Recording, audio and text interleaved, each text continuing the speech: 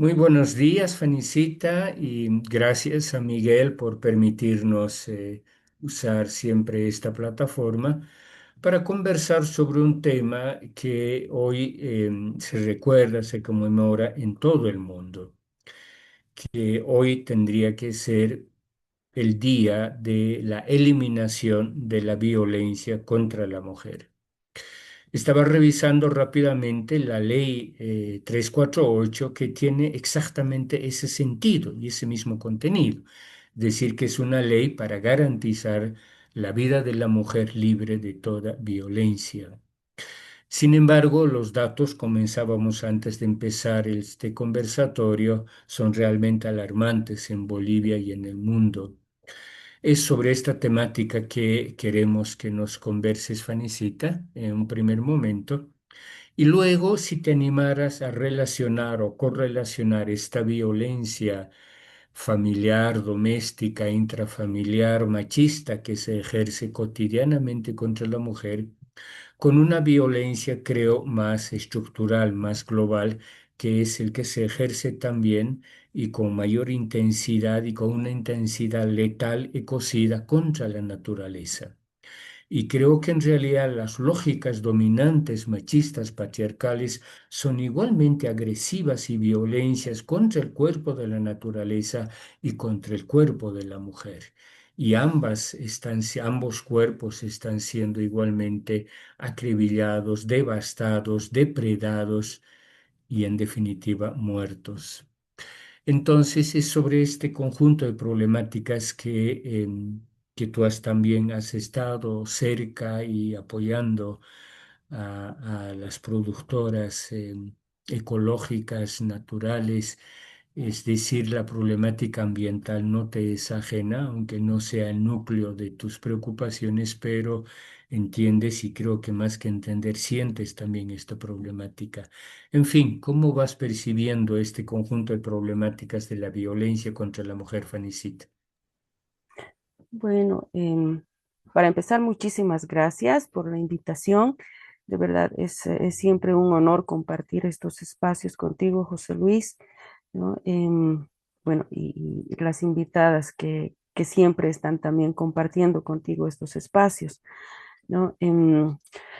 Bueno, sí, en realidad hoy día deberíamos estar festejando la eliminación de la violencia contra las mujeres, indistintamente de su edad. Pero como bien dicen todas las compañeras, ¿no? No tenemos nada que festejar.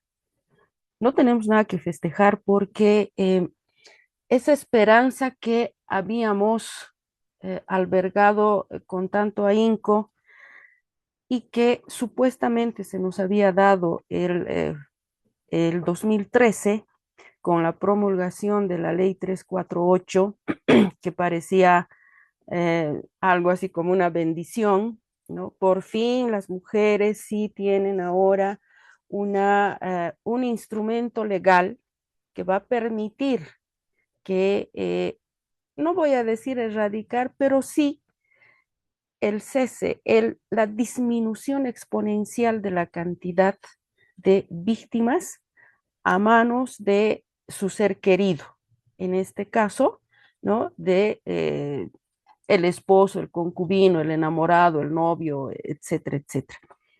Ese momento realmente fue de mucha alegría, pero a este tiempo, ¿no? Estamos viendo que la situación de las mujeres no ha cambiado. No ha cambiado, es más, se ha recrudecido. Y recuerdo muy bien que cuando se dio la promulgación de la 348, la doctora Julieta Montaño, con toda su sapiencia, nos dijo, es peligroso, porque es posible que con esta ley más bien incremente la cantidad de mujeres muertas, porque en vez de ser denunciados, los hombres van a preferir realmente acallar a sus víctimas. Profecía se está cumpliendo hasta el día de hoy. El día de ayer, lastimosamente, escuchamos en las noticias, ¿no? Que esta jovencita una enfermera que lastimosamente no encontró trabajo en su profesión como enfermera, se dedicaba al comercio informal de la calle, ¿no? Y resulta que fue victimada por dos hombres por no haber accedido y no haber consentido relaciones sexuales. Esta idea de que el cuerpo de las mujeres es de uso libre realmente nos está llevando a situaciones muy críticas, muy complicadas, muy dolorosas. Estamos hablando de la vida de una persona que es hija, que es hermana, que es amiga, que es madre, y no estamos pensando en todo ese conjunto. Y es así que de verdad se nos va la idea del todo. Y como tú bien decías también al principio, no estamos viendo el daño que le estamos ocasionando a eso que llamamos madre tierra. ¿Por qué? Y aquí me remito a un textito muy interesante, un estudio de hace unos 8 años atrás, ¿no? Que dice, minería se escribe con M de macho y madre tierra con M de mujer, ¿no? Un título súper sugestivo, además muy real, ¿no? Con todo lo que nos está ocurriendo. Pero, mira, haciendo un pequeño paréntesis, la compañera Toribia ya se ha unido. No sé si de repente podemos un poquito voltear o regresar a lo que estaba planificado para escucharla primero a la hermana Toribia, si estás de acuerdo. No, excelente, excelente idea. Ñaña Toribia, ¿puede participar, por favor, ahora usted y luego continúa Fanny Luz? Buen día, hermano José Luis. Sí, Buen van a día, disculpar, qué bien que está, hermana. Gracias. Está al revés van a la cámara, disculpar, hermanita. estaba. La veo Sí, abajo, la veo sí, abajo, hermana. ¿Puede mover su cámara? así. Ahora sí. Gracias, hermana. Muchas gracias. Ahí está Bueno, bien. muy buenos días, hermana Toribia. Gracias por estar en este conversatorio. En un día tan especial como hoy, 25 de noviembre, en el que se recuerda el Día Internacional de Eliminación de la Violencia contra la Mujer. Y conversábamos previamente con Fanny Luz que pues el panorama que tenemos ahora es todo menos eliminación de la violencia contra la mujer. Y quisiera que empezara conversándonos, hermana Toribia, acerca de cómo se genera y se produce, se vive, se sufre esta violencia contra la mujer. En el marco, decíamos, de la violencia contra la madre tierra. Usted ha estado muy cerca, ha sido parte, es parte de las luchas por la defensa de la tierra, del territorio, de la vida, que está siendo devastado, que está siendo destruido en tierras altas, en tierras bajas, por la minería, por hidrocarburos, por la agroindustria. El agua misma está siendo depredada en casi todas nuestras comunidades. Entonces creo que estamos frente a una violencia realmente estructural, sistémica, que abarca sobre todo al cuerpo de la naturaleza, de nuestra Pachamama y de la Madre Tierra y por supuesto al cuerpo también y a la dignidad de la mujer. Quisiera que nos comentara entonces en un primer momento, hermana Toribia, cómo ve usted y cómo siente estas violencias, múltiples violencias sobre la mujer, sobre la tierra. Y ya para la segunda parte, bueno, ¿y qué hacemos frente a esto? ¿Cómo se generan las luchas para que tengamos una vida por lo menos un poco menos violenta y letal de la que ahora tenemos, ¿no? Es decir, si podemos avanzar algunas de las propuestas que entiendo sobre todo en las comunidades indígenas se están también articulando y desarrollando, sobre todo en las resistencias territoriales. En fin, coméntenos estas cuestiones tan preocupantes y dolorosas también, hermana Toribio. Sí, nuevamente gracias, hermano José Luis, por la oportunidad siempre, ¿no? De conversar, hablar, reflexionar, analizar. sobre la situación de los derechos humanos, los derechos colectivos y más aún, creo que en todos estos años has estado más profundizando, ¿no? El tema de mujer, ¿no? Mujer indígena además, y cómo las mujeres indígenas también resistimos, luchamos para construir en general, ¿no? Un país mejor, un mundo mejor, como decimos. Y un mundo mejor para las mujeres indígenas es un mundo con bosques, con agua, con vida, no un futuro, o no hay futuro sin agua, no hay futuro sin bosques. Por eso yo creo que para mí es muy importante siempre dialogar, conversar, transmitir, intercambiar estas reflexiones también. Y gracias nuevamente, hermano José Luis, y también a la hermana, ¿no? Que está participando de este conversatorio. Gracias por darme esta oportunidad de estar con ella también, ¿no? Eh, Hoy día justamente, ¿no? Es un día de análisis, yo creo que de reflexión sobre sobre la no violencia, ¿no? Para que los estados, los países puedan trabajar políticas para luchar contra estas violencias que tienen varias formas, que son una multiplicidad de violencias que sufre la mujer. Y no es una sola, ¿no? Pero la más cruel es siempre la violencia familiar y de ahí empieza. Pero ¿cómo es que no se puede resolver este problema, ¿no? De violencia, aunque en nuestras comunidades nosotros siempre reflexionamos. Yo ahora tengo doble residencia también, no, no vivo en la comunidad, sino que he vivido, sí, gran parte de mi vida, la mitad de mi vida en la comunidad, pero la otra parte ahora vivo entre la ciudad y sin perder, ¿no? Mi vínculo con la comunidad, porque eso también fortalece, revitaliza, ¿no? Nuestras luchas, todo aquello.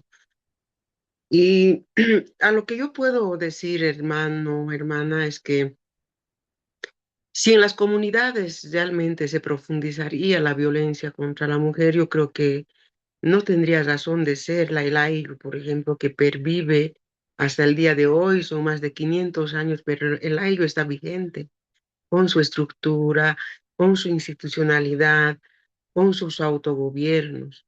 Es que el AILU es resistencia. Y desde el AILU se ha resistido contra toda imposición, ¿no? Y el machismo fundamentalmente. No es que no hay machismo en el AILU, a veces exagerado, ¿no? Pero se la sabe trabajar, se la sabe administrar, como se dice, esos machismos, porque las mujeres están ahí también inmersas, en muchos casos como, ¿no? Sin que las mujeres tengan tanta chauis, talleres de capacitación, Oxfam financiando millones, o la ONU para analizar nuestro caso, no siempre, sino hay espacios de reflexión, de intercambio, ¿no? Sobre estas violencias familiares, sobre todo porque ahí empiezan muchas cosas. Entonces se atenúa, se limita y recuerdo que una vez de este tema hablamos el 2009, imagínense cuántos años ha pasado, 16 años, pero era en Puno, ya, y era una mesa de trabajo y una mamá dice, en el AILU un Maiku no puede ser una persona violenta que lastima, agrede a su esposa. No puede ser. La gente mira, entonces, si es así, ¿cómo va a administrar eso? ¿Qué ejemplo va a dar? La autoridad siempre tiene que ser el ejemplo, ¿no? O sea, es la autoridad la que primero tiene que cumplir las normativas. Lo que no quiere decir que es un papelito o un pañuelo blanco, por eso hablamos del jaque. Tienes que ser runa, gente de bien. Y para ser gente de bien, andas, transitas por ese camino que es el Capajñán, que te educa, ¿no? Y educarse es justamente conocimiento de normas, el producir normas de vida. Entonces, ahí, ¿no? Es como una mamatalla en quechua, un poquito más en castellano, empieza a explicar esa parte. Y ahí ya después nos damos cuenta que eso es parte de nuestra resistencia profunda, ¿no? Cómo se regula, cómo se norma, cómo se educa también estos machismos, estas violencias. Y como decías, de la misma manera también la defensa de la madre tierra, porque sin madre tierra no tenemos existencia, ¿no? Los pueblos indígenas, sobre todo. Y a raíz de esa reflexión que hizo la mamá, porque era la segunda cumbre continental de pueblos indígenas, no, la tercera cumbre, sino, no, la cuarta cumbre continental de pueblos indígenas de la Vía Yala, de todos los continentes estaban ahí, y la primera cumbre continental de mujeres indígenas, la mesa de mujeres, ¿no? Estuvimos ahí. Y a raíz de esa reflexión que hizo esta mamá, en la resolución ya, en las recomendaciones de la cumbre continental, se pudo transcribir, ¿no? Ahí está la recomendación de que ningún dirigente de la KOI, del CONAMAC, de la SIDO, porque estuvimos ahí, de la Ecuadunar y de la UNIF, ningún dirigente que tiene antecedentes de violencia puede ser elegido como dirigente. No puede. Tiene que presentar sus antecedentes. Entonces, y eso también, ¿no? Ya como que adopta también nuestro estado de que tienes que sacar tu rehab, tu no sé qué, para que puedas ejercer algún cargo de concejal, pero no, pues no tiene sentido, ¿no? Eso, ¿no? Ya en cargos políticos partidarios, por ejemplo. Pero aún así, estas normas perviven y son prácticas también en las comunidades. Pero que ahora, en estos últimos años, ha sido atravesado por yo diría por ese avance de las mafias coloniales que continúan saqueando nuestros recursos, atraviesa hasta los países. Eso es verdad. Entonces, la resistencia sigue siendo desde la mujer para que no se enraíce, ¿no? Esa forma de estas violencias. Entonces, la reflexión es en torno a la ciencia ha avanzado, pero ha avanzado a pasos gigantes, pero increíbles. No solamente la gente llega al espacio. Mira, ahorita yo puedo hablar por este celular con hermanos que están en China o en Taiwán, no sé dónde. Cómo se han roto las barreras de comunicación, el acceso a la tecnología. Pero a pesar de todo eso, también hay normativas que sí en Bolivia, la 348, más lo bien está ahí. No hay derecho de los pueblos indígenas, derecho de la madre tierra, otro derecho de la madre tierra, en Bolivia particularmente. Pero la violencia avanza y avanza. Pareciera que esas normativas solamente son como palestra, ¿no? Para decir, ahí está la normativa y cúmplanlo. Pero sabiendo que en nuestros estados, eso digo yo, opera el crimen organizado, ¿no? Y eso es bien peligroso. ¿Cómo es posible? Yo me admiro realmente, porque quizás nos hemos educado así, es que las mujeres de las Bartolinas Sisa, sin contemplación alguna, son las que trafican mercurio para llevar y echar a los ríos amazónicos. Son las Bartolinas que tienen grandes concesiones mineras de oro. ¿No? Y no piensan en el pueblo, no piensan en su comunidad de donde han salido. Ahora solamente piensan en dinero. Ahora no solamente son las Bartolinas, pues, porque a veces la Bartolina, que no sé qué, no. Los grupos de poder que hay en Bolivia son las más organizadas, o sea, las más enraizadas. Y se creen dueños del país y saben cómo van a operar. Y eso es lo más peligroso. O sea, uno puede ser nacionalista y lista, pero si en tu corazón y en tu mente está enraizado ese poder de dominio, yo creo que nuestro país nunca va a salir adelante. Y las violencias justamente son una estrategia de control. Es una estrategia de control porque las mujeres, mientras están siendo violentadas, avasallados sus territorios, echado con cianuro, mercurio, pueblos en situación de extinción, no estamos inmersos, luchando, peleando nuestras propuestas, pero el saqueo continúa. Los mineros no pagan impuestos, eso continúa. La agroindustria no paga impuestos, paga una mísera cuota. Ni siquiera creo que al mendigo le damos esa suma de dinero, pero ellos peor que al mendigo aportan, digamos, de todo ese gran negocio que realizan. Eso queda encubierto, pues muy bien encubierto, y nosotros peleando contra la violencia, buscando justicia, ¿no ve? Entonces, esto para mí que es una cuestión mucho más de lo que uno puede creer, se puede imaginar y no está tampoco perdido, ¿no? Yo creo que lo que falta, lo que decías, hermano Jesús Luis, ¿qué hacer? ¿Qué hacer para que no nos sigan destruyendo?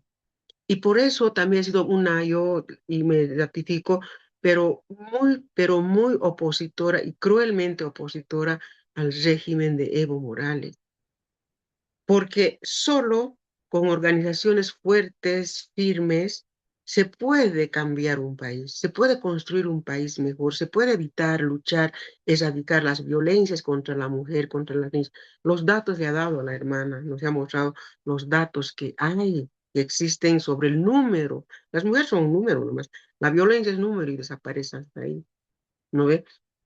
Evo Morales lo que ha hecho es destruir las organizaciones más genuinas, más importantes, más propositivas del país, como era CONAMAC y SIDO. Y detrás de ellas venían pues otras organizaciones que también han coadyuvado, se han sumado, han sido aliados de ese proceso que planteó un Estado plurinacional, los pluralismos, cambiar la constitución política del Estado. Pero en la mente de ese falso socialismo estaba dar continuidad, o sea, se han asustado y han dicho los blancos han subido a la acera, no van a querer. Digo, los indios han subido a la acera, no van a querer bajar, no, hay que destruir sus organizaciones y hay que corromperlos. Y es eso lo que han logrado. Por eso yo era muy, pero muy opositora de Evo Morales, porque él se ha, por el poder, ha cedido, ¿no? Ha cedido y ha dejado que las mafias continúen, los grupos de poder colonialistas, el colonialismo campeante. Porque qué ha cambiado para la mujer? La violencia es terrible, no porque la mujer o el hombre quiere. La justicia está diseñado para eso. La otra vez en mi pueblo, o sea, los indígenas en las comunidades no somos taza de leche, hay peleas, hay violencias, nos peleamos por un pedazo de tierra, pero también se encuentra justicia, ¿no? Pero estos días no, estos años no. Cada vez pasa eso, pero lo último igual, ¿no? La hermana le pega, el vecino casi la mata, va a paz, ya no te corresponde Chayapata, de Chayapata, no te corresponde, ya es tarde, anda a dormirte a Oruro, y en Oruro le vas a buscar a tal persona, le busca, le dice, no, tienes que ir a Guanumi, de Guanumi no, a Popó te pertenece. 3, 4 días la hermana andando, sus moretes han desaparecido, y cuando ha llegado a ese lugar donde hacen, ¿qué se llama? Te otorgan el certificado de agresión, ¿qué se llama eso? Ahí ya no había muchos moretes y el impedimento era ya pocos días y no, y creo que de 5 días para arriba, algo por ahí, ya es un delito. Si no cumples esos 5 días de impedimento, no es delito. Es por eso evitan, mira cómo es, no evitan, y así le han hecho andar aquí, allá, los moretones, todo se ha perdido. Al final le han dado ese certificado de forense, donde decía que su impedimento era de 3 días, o 4 días, perdón, así entre 3, 4 días. Sí.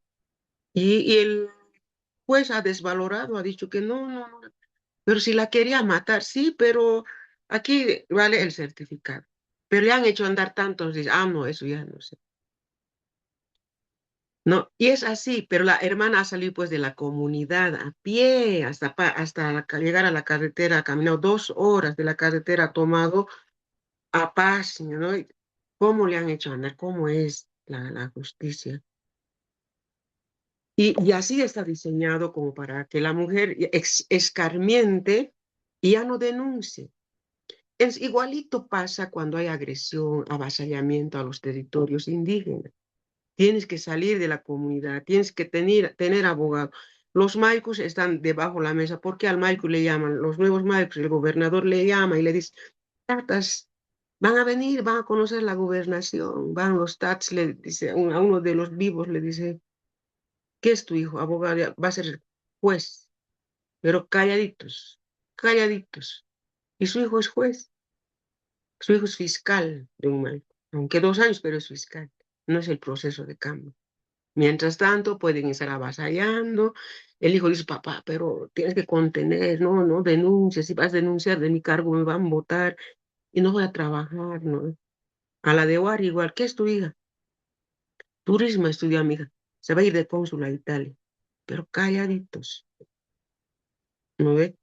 Entonces, así. así es, así funciona la justicia. Entonces, ¿cómo puedes, no, denunciar eso solita? Si denuncias solita van a pegar ahí en la plaza nomás. Pero si la organización es fuerte, por usted decía, hermano José Luis y la hermana, ¿qué hacer? La organización tiene que ser fuerte. Como no es fuerte, así les agarra, les casa, como se de uno al otro año al otro. Los operadores políticos se la conocen muy bien, le sirven bien al poder.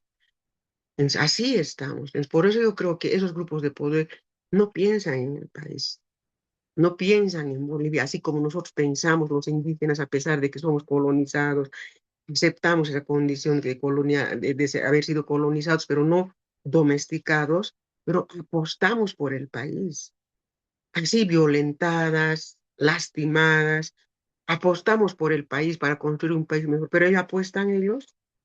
Es por eso, para mí, ¿no? Una de las salidas también es seguir fortaleciendo los autogobiernos, seguir fortaleciendo a los maicos, a los gilacatas, a las mamas, esta mama que les he dicho, cómo desde ella, desde su autoridad, ha planteado una cuestión tan grande en una cumbre continental de mujeres indígenas y que ha servido para una recomendación.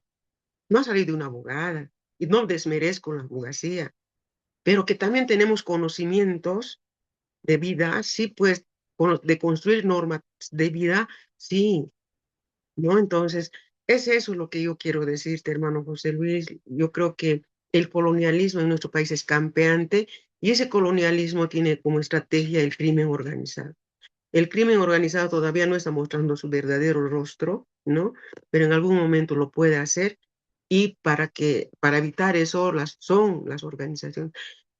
Y a mí me alegra mucho, por ejemplo, la red de Ruta Alipaz, y hay otras redes que hay que seguir construyendo redes porque las CIDOB no funcionan, no sabemos si va a funcionar, no sabemos si en este nuevo gobierno, nuevo ciclo se van a resucitar, así como el MIR, el CIDOB y la CONAMAC, pero yo creo que las redes de mujeres tienen que fortalecerse para luchar contra estas violencias, denunciar las violencias, ¿no?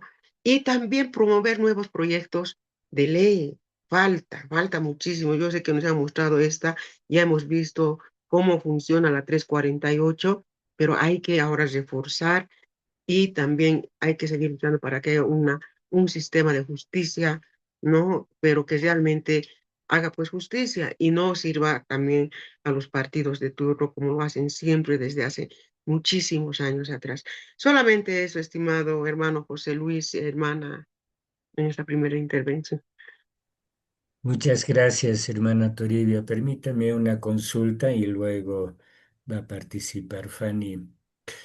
A ver, hay como dos cosas bien interesantes en Bolivia, ¿no? Por una parte, ayer yo leía datos que Bolivia está entre los 10 países con más violencia contra la mujer a nivel mundial. Es decir, estamos entre los 10 países más violentos contra la mujer. Entonces creo que esto es algo que nos tiene que preocupar y decíamos con Fanny, indignar a todos, no solamente a las mujeres, sino también a los varones.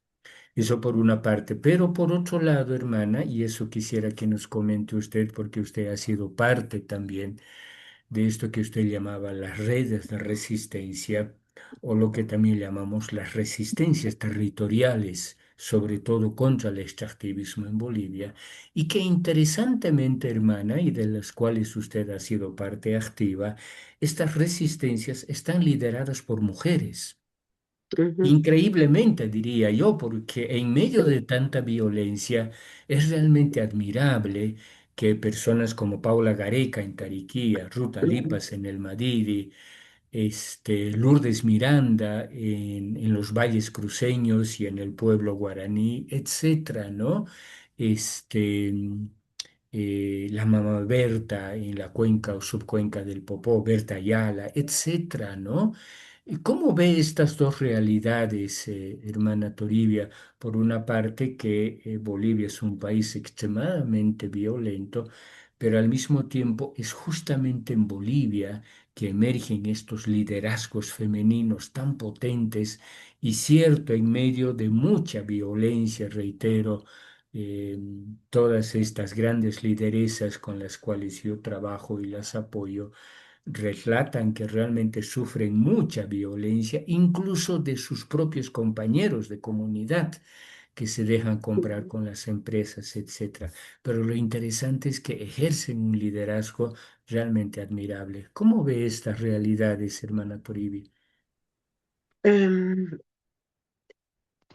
La violencia, hermano José Luis, bueno, nos tiene que preocupar este dato que nos das, ¿no? O sea, los datos son alarmantísimos, ¿no? En cuanto al número, al porcentaje de mujeres que son violentadas, ¿no? En los registros deben estar dando cuenta sobre ello, las denuncias que existen, pero de estas denuncias, ¿cuántos se resuelven? Casi nada, creo que es el 1%, 2%, así, de los casos, del número de casos de violencia. Pero son distintas violencias, ¿no? Por ejemplo, de Tarija se escuchaba que niñas entre 12 13 años ya, 14 años ya van por el segundo embarazo en Tarija. ¿No? Y también en el norte amazónico, porque yo he viajado mucho por Tarija también, ves niñas de 12 13 14 años están con dos guaguitas, y son pueblos de Eceja, sí, Eceja, está sobre el río, ¿qué río? Después de Susenavaca, al frente, el río Beni, Gio ¿no? Beni. Ahí está, sí, en el río Beni. Pero ellos lo han naturalizado, es normal para ellos que las niñas estén así con sus guaguitas, se dedican a la prostitución, a la mendicidad. Entonces ahí Estado a otro lado del ojo, ¿no? Es una violencia muy, pero muy cruel, de ya las niñas condenadas pues a, a, a vivir así, ¿no? De extrema pobreza, con alta vulnerabilidad, todo aquello. Y son varias etnias que ves así a veces. El otro tema, no, no, de niñas madre. El otro tema es de la violación de niños y niños también, ¿no? Las niñas particularmente. O sea, desde los 6 meses, o sea, creo que desde que nacen ya les miran los hombres para la violación.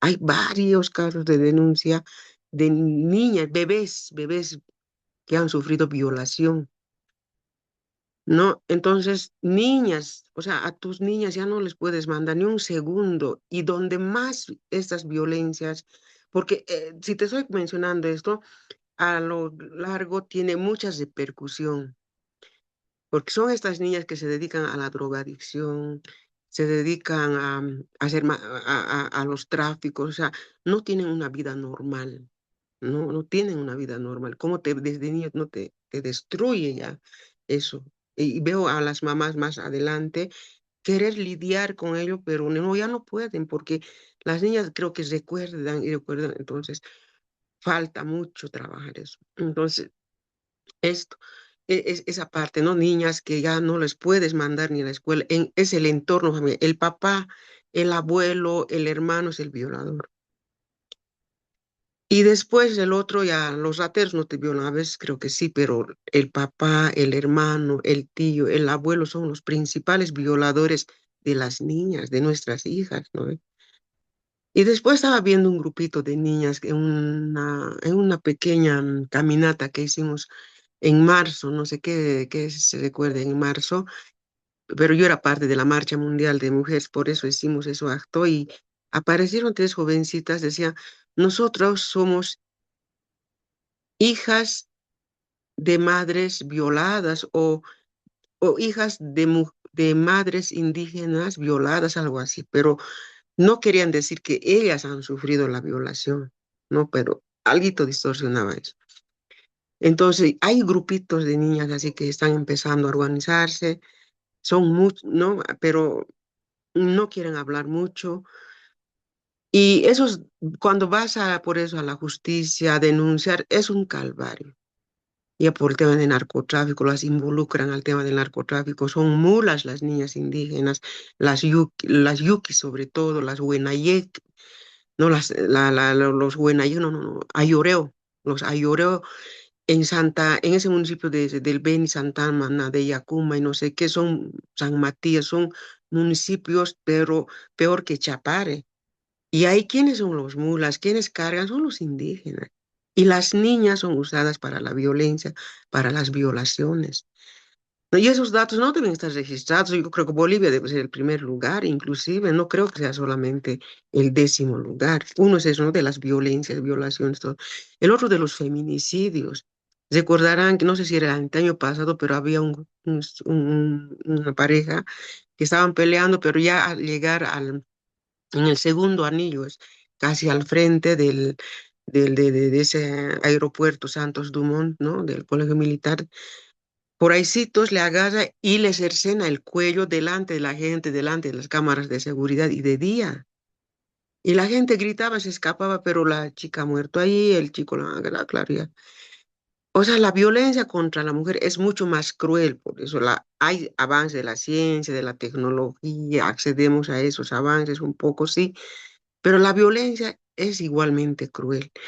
Como no hay justicia, porque en su mente también está así, esta mujer es de mí y solamente va a ser de mí, ¿no ve? Y mejor si y es de nadie, la mato y tengo $10,000 y el juez me va a sacar en 2 años, pero mi objetivo es que no sea de nadie. Creo que eso se graban en la mente y cometen estos actos de matar. Las matan, están entrando ahí a la cárcel. A veces pues debe ser psicópata, pero el médico forense dice, no, no es psicópata, estaba en un estado de ira y no sé qué. Pero entonces pues ya se meten también a la cabeza de que no, no hay justicia, pues yo creo que la clave es siempre justicia. Sin justicia es llanto, es tuta, es laca, decimos, ¿no ve? Oscuridad, es pachakihra, decimos también. Entonces, sin justicia no hay, pues, armonía, no se puede armonizar la vida. Eso es uno de los grandes problemas, ¿no? De que Bolivia ocupe uno de los primeros lugares de ser el país más violento en contra de la mujer. Y no debe ser el 10º lugar. Nos tiene que preocupar, sí, pero cómo esa preocupación se traduce en acciones. Y tiene que haber acciones y una de las primeras acciones siempre las mujeres tenemos que exigir que haya justicia. Y las mujeres indígenas tenemos que exigir que nuestras directivas, porque en tierras altas es el AIBI, no en tierras bajas es la TENTA, la Capitanía, la TCO, esas autoridades de esos autogobiernos de TCO tienen que fortalecerse. Y eso hay que pedir, eso hay que exigir.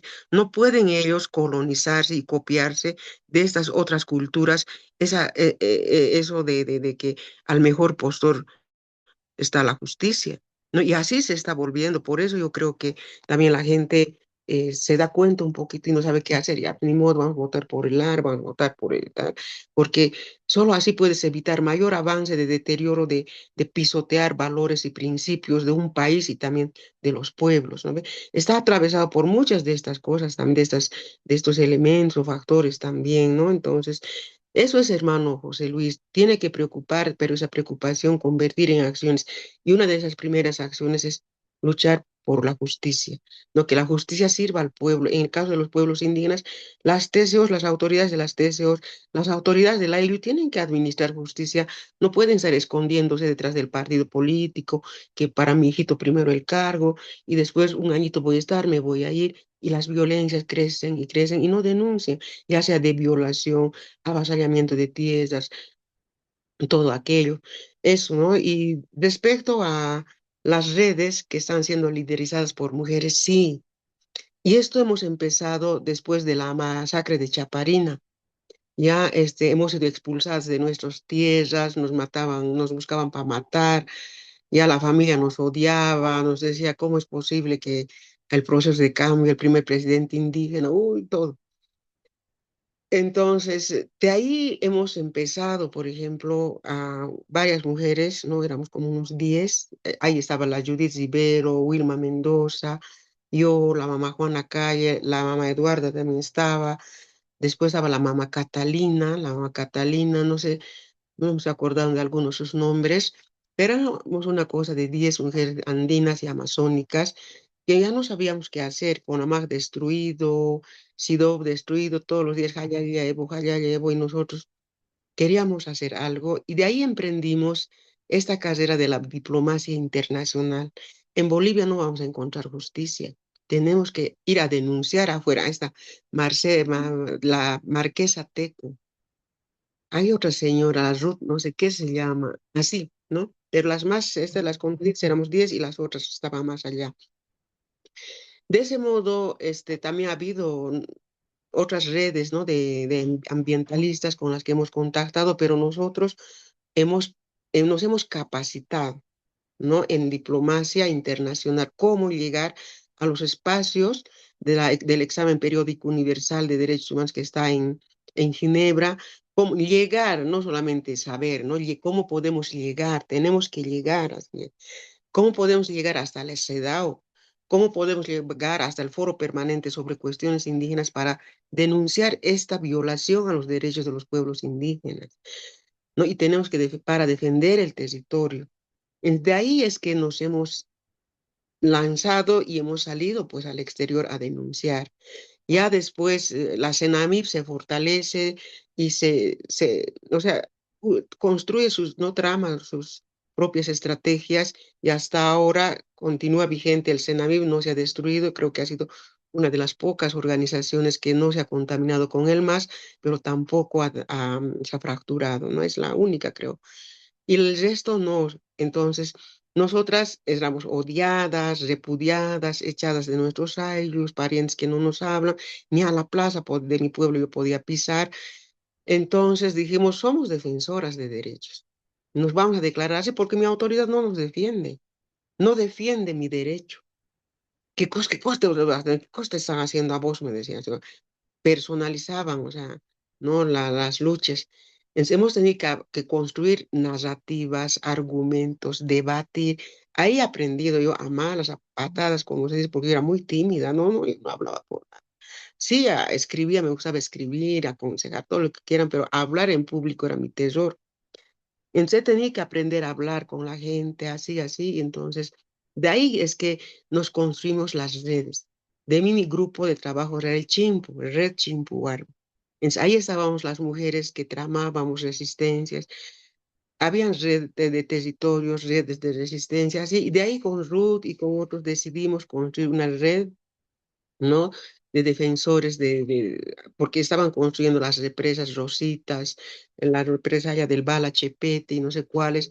Entonces, ya no éramos solamente indígenas, también habían campesinos, campesinas. Eso se vuelve la Contiocap, ¿no? Y así hemos estado resistiendo ya, y desde la Contiocap empiezan a salir afuera. Y se suma, pues claro, Aguaragüe, después se suma aquí donde está la hermana Paula Gareca, todos ellos se suman y me parece que ha sido muy bueno. Y todas mujeres. Yo ya he desaparecido cuando he aceptado ser diputada, pero he aceptado ser diputada con la condición de atrincherar estas luchas en el Parlamento. No ha sido porque quería ganarme platita y no era tan así, sino que la apuesta fue desde ahí visibilizar todas esas violencias y además denunciar de que nosotros no somos masistas, que el indígena no es masista. Una cosa es el partido político y otra cosa son las naciones y pueblos indígenas. Otra cosa es el sector. Es el gobierno, como es corporativista, entonces confunde organizaciones sociales y partido político. Entonces también era muy malo, ¿no? Eso es, yo creo que les estoy contando toda la historia, toda la trayectoria, y siempre les cuento también esto porque no es de la noche a la mañana que la Contiocapa ha nacido ya, sino ha habido bases como estas que han empujado, ¿no? Para que se pueda consolidar y también la red Empujar mi trabajo, aunque sea eh, muy invisible por todas estas amenazas que siempre hay en el camino, sobre todo porque, como decía, hemos sacado foto a ese auto que está entrando a tal lugar.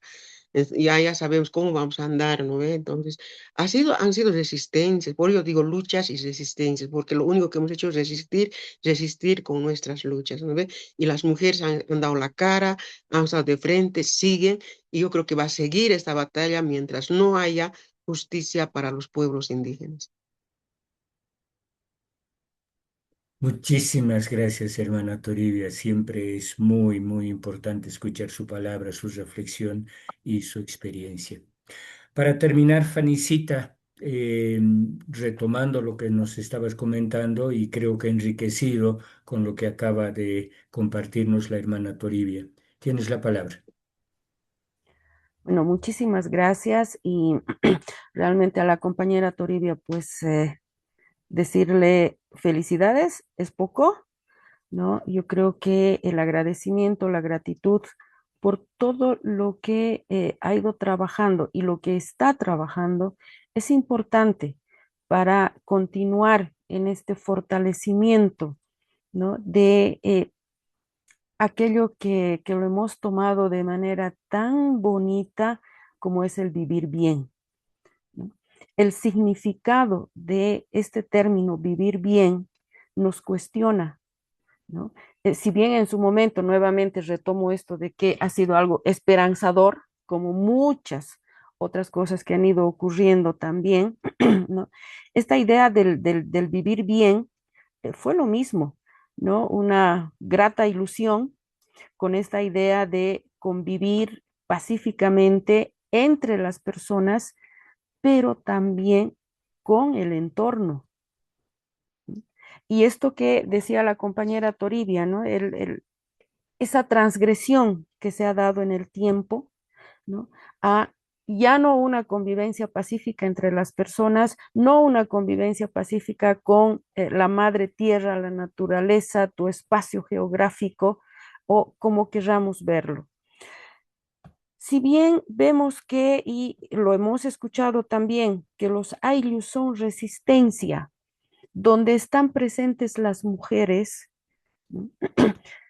A mí me surge ahí una cuestionante que tiene mucho que ver con el tema de justicia, haciendo un pequeño gancho ahí. ¿Cómo percibimos y qué es lo que esperamos de la justicia?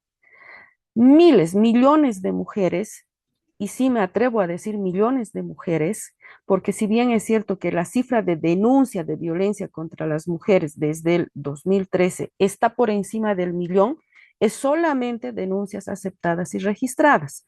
No estamos hablando de aquellas que se desestiman, ¿no? Entonces, estamos hablando de un sistema jurídico desde la mirada macho patriarcal, que no tiene nada que ver con la realidad ni de las mujeres ni de nuestro entorno geográfico, ¿no? Entonces, ¿qué es lo que queremos las mujeres como justicia? ¿No?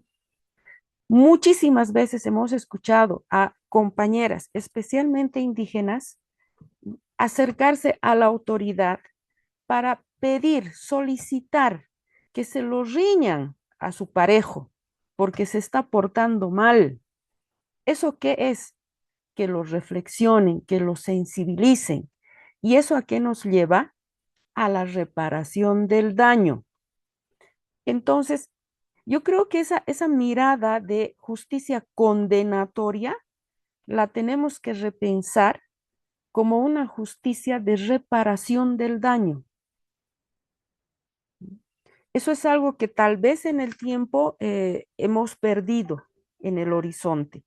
De repente sería interesante volver a pensar en esto de la reparación del daño. ¿Cómo voy a reparar el daño que he causado? ¿Con 10, 20, 30 años detrás las rejas será suficiente? ¿Compensa 30 años detrás las rejas frente a una vida que nunca más se la va a volver a tener? Es una cuestionante que dejo. Por otra parte, también lo mencionaba la compañera Toribia, este proceso de división, entendemos la división como es ese refrán tan popular, ¿no? Dividir para reinar, que es la forma más fácil de hacerlo, no la correcta. Dividir para reinar, ¿para qué además? Para gobernar. ¿Para qué se ha estado gobernando? Para poseer. ¿Y para qué se quiere poseer?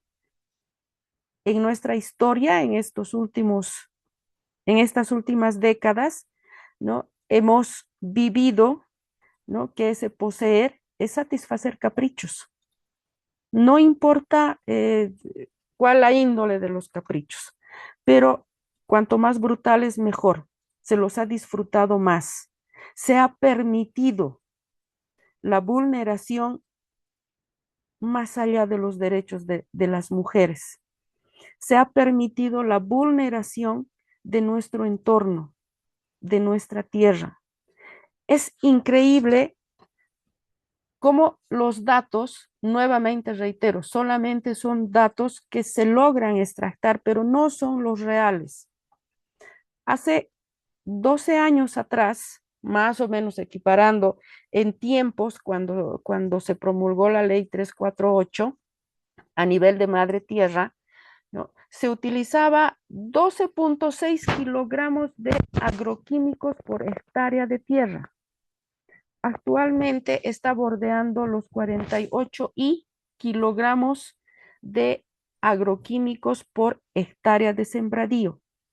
Eso es mucho, pero ese dato es solamente de los grandes terrenos, ¿no? En los que se puede hacer visible esto.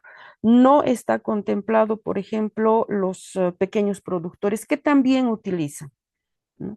Entonces, retomo nuevamente esto de minería con M de macho, ¿no? Y madre tierra con M de mujer. Para nuevamente hacer esta analogía también entre la vulneración de derechos que tenemos sin reflexionar los daños que estamos causando, ¿no? Daños irreparables.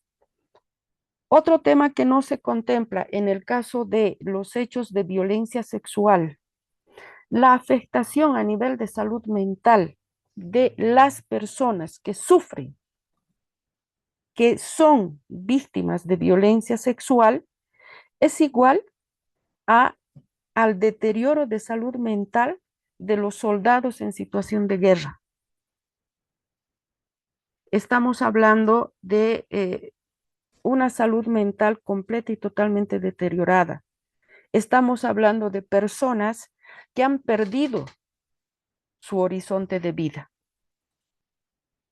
¿Qué hacemos con estas personas? ¿Pedimos justicia? Sí, totalmente, todos los días. Pero lo que no encontramos es la reparación del daño.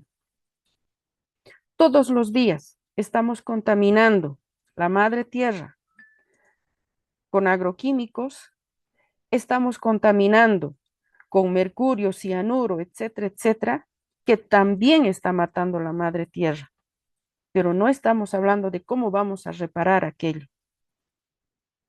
No estamos trabajando sobre temas de sensibilización, no solamente y lo vamos a particularizar, le vamos a poner rostro a los hombres, ¿no? Sino es todo ese sistema, nuestro sistema social, cultural, es esa estructura que está construida sobre principios de una sola mirada, en este caso masculina, pero es sobre esa masculinidad hegemónica, macho patriarcal, capitalista, de la que no hemos salido. Y es por eso que se dice, ¿no? Por ejemplo, que lo macho patriarcal está siendo ejercido por los hombres, pero también está siendo sostenido por las mujeres. Pero como las mujeres, ¿no?, vamos a zafarnos fácilmente de este sistema cuando somos educadas y seguimos siendo educadas bajo esa estructura. No conocemos otra estructura. Habemos grupos mal llamados privilegiados, y digo mal llamados porque el romper con esa estructura también nos genera ser víctimas de violencia, porque para nuestro entorno no es ni fácil ni agradable salir de esa estructura. ¿Por qué las mujeres en su gran mayoría están siendo lideresas medioambientales, protegen el medio ambiente? Porque el concepto de pertenencia que tenemos a nivel mental es diferente. Las mujeres pertenecemos, somos parte, nos consideramos parte de algo. Y no tenemos ese sentido de pertenencia, de ser propietarias de algo. Cuando perteneces a algo, cuidas, porque sabes que eres parte de. Pero cuando tienes esa concepción de soy propietaria, propietario de, puedo hacer lo que yo quiera con esto, incluido destruir, matar. Entonces, hay muchos elementos que los tenemos que seguir reflexionando, ¿no? Si bien las estadísticas nos desgarran las vestiduras, ¿no? Vayamos a pensar más allá de estas estadísticas, ¿no? Sigamos siendo personas propositivas desde donde estamos, ¿no? Y yo creo que se hace muy, muy importante, se hace vital el seguir trabajando, por un lado, temas de fortalecimiento, de empoderamiento, especialmente dirigido a los grupos en situación de vulnerabilidad, ¿no? Sabemos cuáles son, sin dejar de lado los temas de sensibilización, que son a estos otros grupos que ejercen poder, que consideran ser dueños del poder, ¿no? Y construir bases para, no voy a decir futuras generaciones, para las generaciones presentes, que realmente reflexionen sobre lo que es el sentido de los valores. Eso que las personas adultas, entre comillas, criticamos muchísimo, ¿no? Se ha perdido los valores sociales, la moral, pero ¿qué es lo que estamos mostrando a nuestras guaguas? Estamos mostrando realmente valores cimentados en una vida pacífica, armónica. Estamos enseñando a resolver conflictos por la vía pacífica, o estamos ingresando en ese escenario de toma lo que puedes y por la fuerza, ¿no? Yo creo que realmente en estos temas hay muchísimo que hablar y como siempre el tiempo nos queda bien chiquito, súper corto, pero así sean 5 minutos de autorreflexión, autoanálisis, ¿no? Y autoevaluación, pues los tenemos que aprovechar. Les agradezco muchísimo, hermana Toribia, José Luis, por este espacio, ¿no? Y yo estoy segura de que vamos a tener otros espacios para seguir hablando de este tema de las violencias en todas sus aristas. Muchísimas gracias. Gracias a ti, querida hermana Fanny. Muchísimas gracias. De verdad, igualmente, gracias a la hermana Toribia por siempre estar presente en estos conversatorios que no son tanto de carácter, digamos, institucional, gubernamental, etcétera, sino más bien entre gente que estamos comprometidos con la vida. Muchísimas gracias, Fanny, y muchas gracias, hermana Toribia. Tupananchis Kama, hasta pronto, pues. Gracias. Gracias, hermana. Pachi. Cuídense mucho, que estén Hasta otro bien. día. Gracias, hermana Hasta otro Fanny. momento. Estoy en Ana Oruro, estoy Toribia, que partiendo hacia estés bien. Cochabamba. Sí, ya. Ya nos Hasta vamos a luego. estar reencontrando.